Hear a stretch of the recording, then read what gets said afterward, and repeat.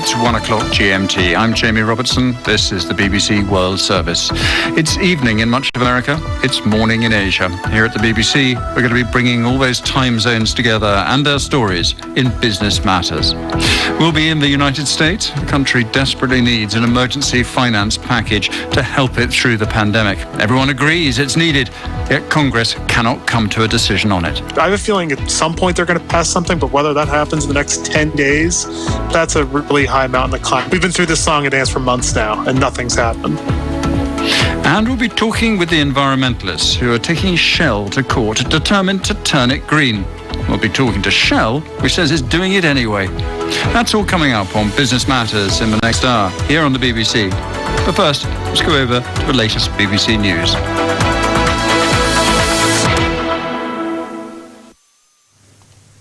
BBC News with Sue Montgomery. The US Attorney General William Barr says federal officials have found no evidence to support Donald Trump's claims of widespread election fraud. Mr. Barr is one of the president's closest allies and authorized prosecutors to investigate alleged irregularities. From Washington, Barbara Pletasher reports. Already, judges have dismissed most of President Trump's lawsuits alleging fraud, and Republican officials in battleground states have certified results that show he lost. But the comments by William Barr carry special weight because he is a strong ally of Mr. Trump. Before the election, the Attorney General warned forcefully about possible fraud from postal votes. And after it, he authorized prosecutors to take unusually aggressive steps to pursue allegations of irregularities. But he admitted now he'd seen nothing on a scale that could have changed the results of the election. The Trump campaign's legal team responded by saying the Justice Department didn't do enough to investigate and vowed to fight on. A senior election official in the U.S. state of Georgia has said Donald Trump's repeated claims that the presidential poll was fraudulent risk inspiring people to commit acts of violence. Gabriel Sterling, a Republican, said election workers had been intimidated, with one receiving death threats. He said he had police protection at his own home.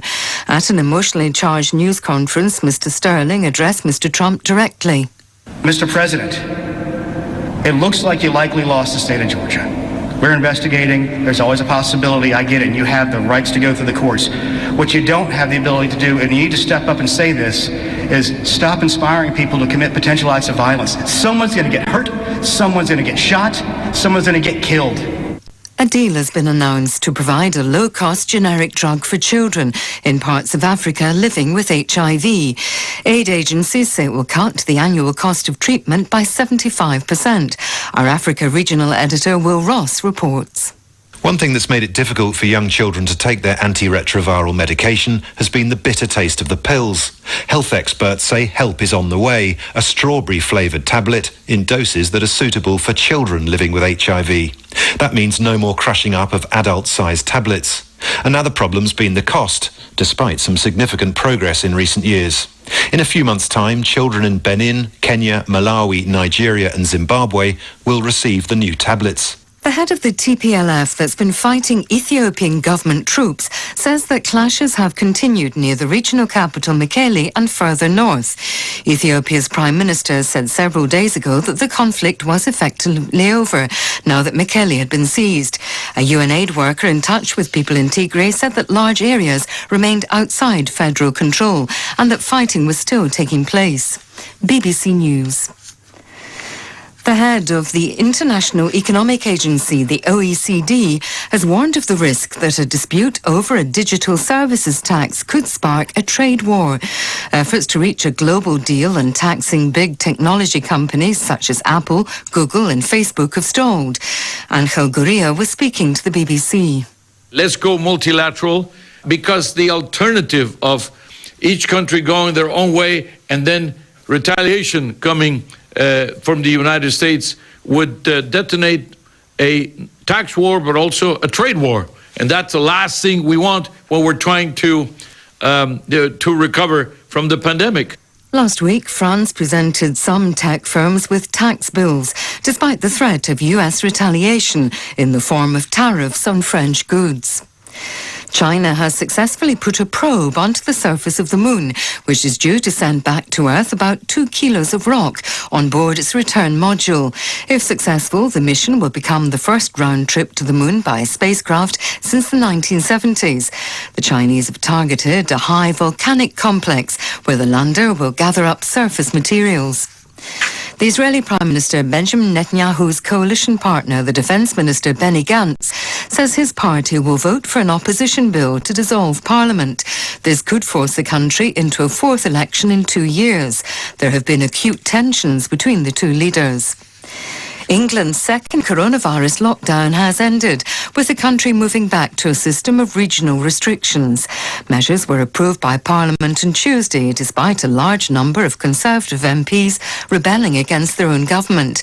Many criticised the plans as unnecessarily damaging to the economy. The vast majority of people in England, about 55 million, will still be unable to socialise with other households indoors. BBC News.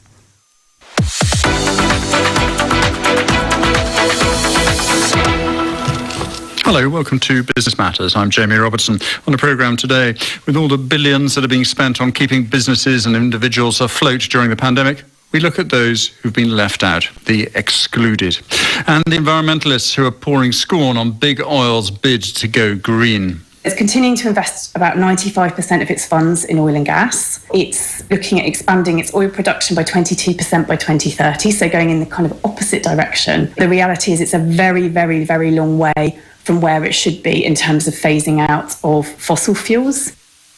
And what exactly is a Scotch egg? Oh, well, you may ask, but what bearing does it have on how we control an international pandemic? All will be revealed in the next hour on Business Matters. Well, I'm joined as ever by two guests from either side of the globe. In Pakistan first, Mahfal Sarfaraz is a journalist joining me from Lahore. Mahfal, nice to have you on the programme again. Thank you, Jamie. Good morning. Good morning to you. And Tony Nash, the CEO and founder of Complete Intelligence, joining me from Houston in Texas. Tony, good evening. Hi, Jamie. Good afternoon. Good evening. Hi. Right, a cross-party group of US lawmakers has announced a $908 billion bill that could break the deadlock in Congress and release emergency assistance for small businesses or the unemployed people, for airlines and other industries hit hard by the pandemic. A package passed in the summer is now running out. Congress has been unable to agree how much should now be spent to replace it and where the money should be spent. President-elect Joe Biden urged Congress to pass an aid package and promised more action to boost the economy after he takes office next month. And right now, the full Congress should come together and pass a robust package for relief to address these urgent needs. But any package passed in a lame duck session is likely to be at best just a start. My transition team is already working on what I'll put forward in the next Congress to address the multiple crises we're facing, especially our economic and COVID crises.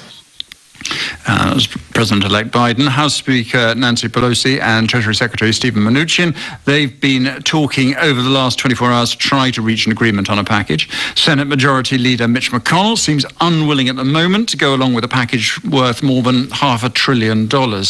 Now, Al Weaver is a reporter for the Hill newspaper, and he told me the chances of this latest bill getting approval was actually pretty slim. Bipartisan group of lawmakers are trying to get anything done on coronavirus relief. And they're doing what they can, but until these talks get to the highest levels between Pelosi and Mnuchin, McConnell, this really isn't going to go anywhere. Right now, Pelosi met today with Mnuchin. They're trying to figure out something they can get done the next couple of weeks. You know, these just two sides have been talking about getting anything done for the last 4 or 5 months without anything coming through. But this is a bipartisan group that's come up with an idea, isn't it? It's about $900 billion. It's a kind of compromise between sort of $500 billion, which the Republicans are wanting, sort of above $2 trillion, which the Democrats are wanting. It is, but it also goes back to, can he get the majority of the majority to get on board on this thing? And Republican senators have been anathema to passing anything larger than $500 million for the last few months. When the White House was talking about passing a $1.8 trillion trillion package, they were basically saying, hell no, there's no way we're going to support that. And McConnell's been echoing that for months. Whether it's $900 billion, we'll see if they can get on board with something like that. They've been hesitant about getting on board with anything over $1 trillion. But given that they've planted their flag at $500 billion, I'm not sure how much they're going to want to come off of that at this point. What's at stake here if they don't get some kind of agreement, either for this or for the general spending bill that's got to get passed by later this month? Well, a lot, obviously. I mean, the last couple of months, you've had people like Mnuchin, you've had Fed Chairman Powell, who's been clamoring for more spending to be done toward the COVID relief. And it's coming at a really crucial time, these renewed calls, when a lot of these economies could, in essence, be shut down. You look at some of the Republican-controlled states, they're very hesitant to do any sort of shutdown. They don't want double-digit unemployment again. But surely that kind of pressure on those congressmen and women, it must be enormous. They've got people back in the states which they represent saying, you've got to give us something to get us through what you've just described, which is, a real economic crisis at home. You'd think so, but we've been hearing this for the last 5 months. I mean, Pelosi and Mnuchin started talks on another massive package, I think the end of July, and they tried to get something done in August, and that fell through. They tried again in September, and that didn't go well. And then October came, and it was the heat of the election, and we all knew nothing was going to happen then. So the question is, what has changed at this point? And the big thing, obviously, is that Vice President Biden is the president-elect, but that doesn't take hold for another month and a half. So as long as Trump's in there, this is an odd situation. Whether they want to do something remains to be seen. Whether the Republicans, they say, okay, well, the vaccine's coming. Maybe we can hold out for another 4 months, 3 months. But I think that's some dangerous thinking on their end. And I have a feeling at some point they're going to pass something, but whether that happens in the next 10 days, that's a really high mountain to climb. I mean, again, we've been through this song and dance for months now, and nothing's happened. So I don't know why anyone has optimism that anything would happen now. As Al Weaver, a reporter for the Hill newspaper, talking to me earlier. Tony, I've been listening to that clip from President-elect Biden, and I was just actually, the last time I heard it, it suddenly struck me that he really does seem to be talking to the Democrats, almost saying, just get this done. Just don't worry too much about how much we're getting. Just do it, and then we'll do more later. Did you get that impression at all? Well, yeah, every president just wants something out there to keep people happy. So I fall in line with your guest. I really don't think they're going to do much, if anything. I think for the Democrats, the incentive for Democrats is to wait until Biden is in office. So it lifts Democrat votes. For the Republicans, as he said, they've held a hard line at $500 billion. And they're really disincentivized now if they go much higher. So it really is a nuanced discussion. I think much of what Nancy Pelosi was pushing for was a bailout of states that had decades of debt. Okay, so not COVID-related states like New York, Illinois, other states. And so they were using COVID as cover to bail out these states, which was extravagant. The Senate Majority Leader, Republican, was keeping things at a very low $500 billion. Now, I say very low, keeping in mind that the TARP in 2008 was at something like $700 billion. And we that's what rescued in the country during the financial crisis, right? That was $700 billion, and that was, massive at that point, right? So we're now talking trillions. But McConnell was the Republican Senate Majority Leader. What did appear very stingy in the discussion talks, and there really wasn't a desire by anybody but Steve Mnuchin, the Treasury Secretary, to find a way to meet in the middle. So it did appear that Steve Mnuchin was trying to find a solution to this, but the Democrats who lead Congress and the Republicans who lead the Senate just didn't have any common ground or have any desire to find common ground. And I don't see them having a desire to find common ground before the end of the year. There's one other thing that struck me from that interview with Al Weaver, where he was talking about the fact that the the pandemic now is really reaching a kind of intensity in some states, which we really haven't had before, which will mean a serious close down of those economies. And that is why the money is needed very badly at the moment. Is that something you'd go along with? I actually wouldn't, and the reason is this. Although there is a rise in cases, there is a dramatic fall in fatalities per new case, okay? So I track this data, at least for the state of Texas. I track it where I live. I track it pretty closely. And the fatalities per new case has been falling since August. So although there are more cases, the number of people who are dying is actually falling. And so, there is definitely not an appetite for lockdowns in the U.S. There's an appetite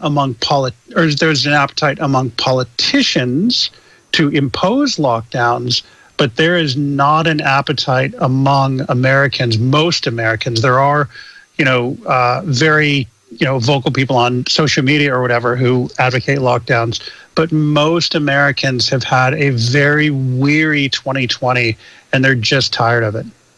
Yeah. We want to go back to later on in the program about the nature of lockdowns in Texas and around where you are as well. But Mahmal, I wanted to ask about the kind of stimulus packages which have been put in place in Pakistan, because I know there have been. There was particularly a green one, wasn't there? It's an environmentally targeted one as well. What happened to those stimulus packages? How, and those rescue packages, I might call them, how effective have they been?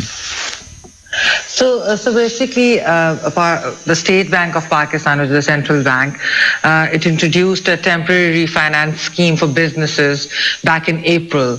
And it was a short scheme that provided financing for wages and salary expenses for 3 months from April to June for businesses that did not lay off their employees. And they actually, the loans, the markup on the loans was very low, 4 to 5%. And apart from that, Pakistan has this Benazir Income Support Program, which is the largest single social safety net program in the country. And Prime Minister Imran Khan actually provided financial relief back in April to some 12 million families, and I think a total of around more than 140 billion rupees was given. So there was that, but the problem is, of course, that as with the entire world, Pakistan's economy is shrinking. Even though we're thankfully now doing much better because our lockdowns were successful. And of course, there's a second wave now. But after the first wave ended, our economy was picking up, especially in the sectors that related to building and that so that industry has really, cement and steel industry, they have picked up because their State Bank is saying that there is a coordinated and consistent and holistic policy to promote housing and construction. So construction business was given an amnesty of sorts. Okay, I want to talk more about this in a second. It's about the kind of people who've been left out of these stimulus packages, who've been left out of the help that's been available, and the people who've suffered most. But first, let's have a quick break and go to the news with Sue Montgomery. Sue. In a major blow to Donald Trump, one of his closest allies, the Attorney General William Barr, has said he's found no evidence of widespread fraud in the U.S. presidential election. A senior election official in the state of Georgia has told Mr. Trump that his angry rejection of the poll result risks inciting violence. A generic drug for children living with HIV is expected to cut the cost of treatment in Africa by 75%. A senior economist has warned of a potential trade war if countries fail to reach a global deal on taxing big technology firms. Angel Gurria, the head of the OECD, said it was the last thing that was needed as the world tried to recover from the coronavirus pandemic. So thank you very much, Steve, for that. Now, the British government was one of the first governments to provide financial support to both employees and businesses affected by the pandemic. But there is one group here in the UK that has missed the safety net, a large part of the self-employed workforce who normally pay themselves in dividends rather than a regular salary. The BBC's Emma Simpson has been meeting some of these workers, and they're known as the excluded. 98% of our earnings have gone. The rug was pulled from under our feet. Now it's sleepless nights. Ian and Lindsay Beagle run a corporate catering business in Buckinghamshire, not far from Heathrow Airport. They were set to have their best ever year until the pandemic struck. Orders for sandwich platters and gourmet boardroom dinners disappeared. Instead, for the first 3 months, they provided meals for frontline medical staff. It saved the business, but the financial pressure's now on. When it happened, we were lucky enough to have tax put aside, VAT put aside, some savings, and also we took out a bounce-back loan. And that's what's kept us going, basically. And that's dwindling every month. So it's not going to last forever. And yeah, there'll come a point in time, obviously, when, there'll be no money. There'll be nothing.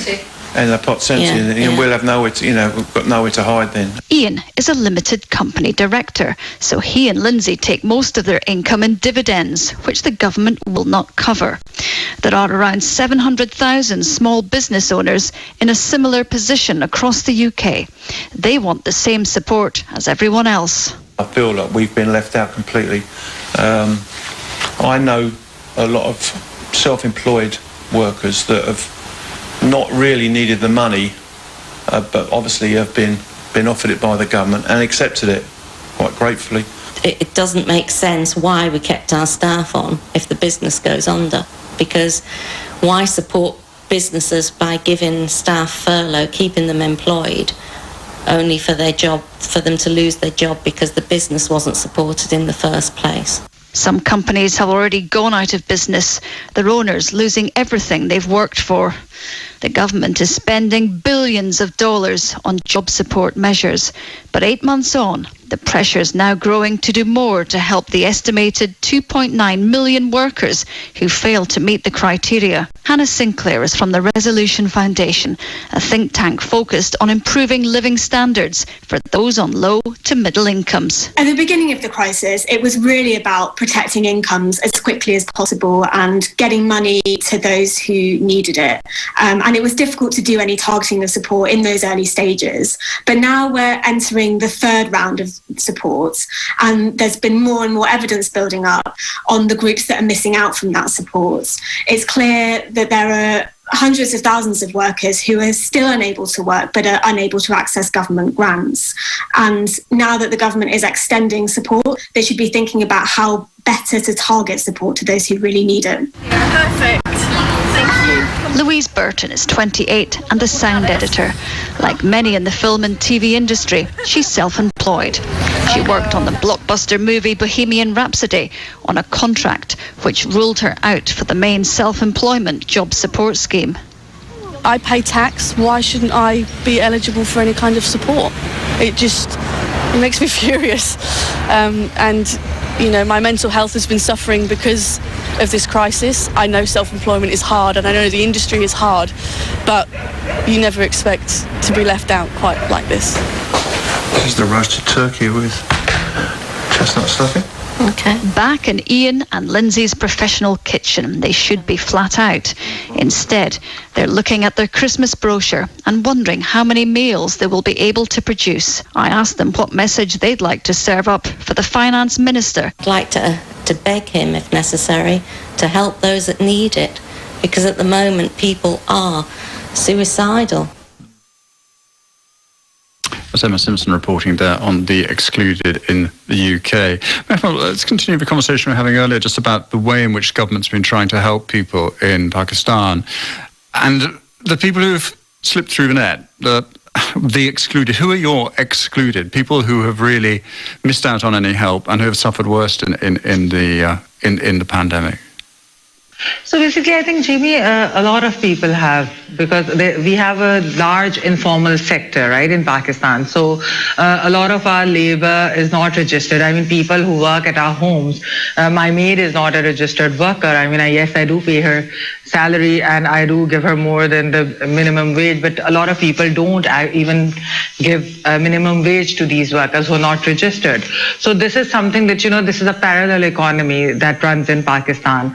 And it's actually a lot of them, yes, I know that, the SARS program or the Benazir Income Support Program did help 12 million families, but we have a large population, and 70 to 71% of our workforce works in the informal sector. So they're not really registered. They don't have any rights.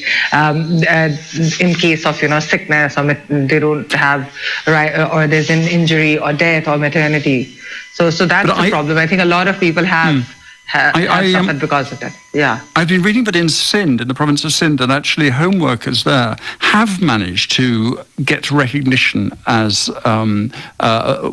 workers, or as being eligible to things like sickness pay and the rest of it, and also for help in the pandemic and when work dries up. So there have been. Can you tell me something about that? About how they managed to do that? It is only in one province, so. Yes, it's just Sindh is the second largest province of Pakistan population-wise, and the thing is that they did in 2018 they did pass this Home-Based Workers Act, but it still has not been implemented. And while they will, the Sindh province says that they have about 3 million people working in the informal sector, and they will give them proper employment rights. But as I said, that these informal sector workers don't have any rights in case of sickness, maternity leave, injury, or death. So Sindh has decided this law will actually give them a lot of benefits, which is a great win for unions, for trade unions, for also people who have worked with the labor force on the rights of labor. But a lot really needs to be done. And once I hope that this gets implemented soon and people do get benefits, but a lot of people are being laid off since March and April. A lot. Really, we don't really have the numbers who have been laid off. Okay, Tony, the excluded in Texas, people falling. I mean, I know Americans, generally speaking, don't like handouts anyway, and don't like to depend on the state, to make a big generalization. But over the last few months, they've had to, haven't they?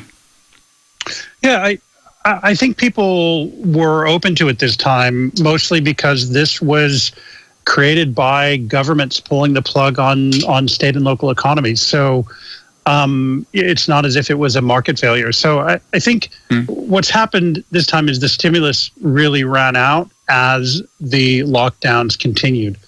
And that's really hurt a lot, especially a lot of small business people. Where maybe they didn't know how to apply for the loans, or they weren't approved for the loan amount they needed. And it's not just that small business owner, it's all of the people who work for them who have really missed out, as people have had to lay people off. The business people who kind of let go early on did okay. And close their businesses, but the people who've really tried to grind it out and make things work have actually been punished through this, because people were committed to more stimulus in the kind of August to September timeframe. That first stimulus was never supposed to last beyond August. And the people who chose to grind it out while they're still in lockdown, they're the ones who have really suffered, and their staff that they've had to tragically lay off, and these are the people who've been waiting at food banks and these sorts of things. Is it very obvious, actually, on the streets around you and around where you live? Not really around where I live. I've seen on television the long lines of people up in Dallas and in other places. So it's definitely people are really hurting. And as I said earlier, these guys in DC have not felt any incentive to come to an agreement, and it's harmed everybody. Americans are pretty angry generally. Yeah. Okay. Look, we're going to take a short break now. We're going to have the main news in just a second, but we're going to be back. We're going to be talking about the attempts to make Shell, the big oil company, into a green energy company. That's all coming up in just a second later on in Business Matters, so do join me then.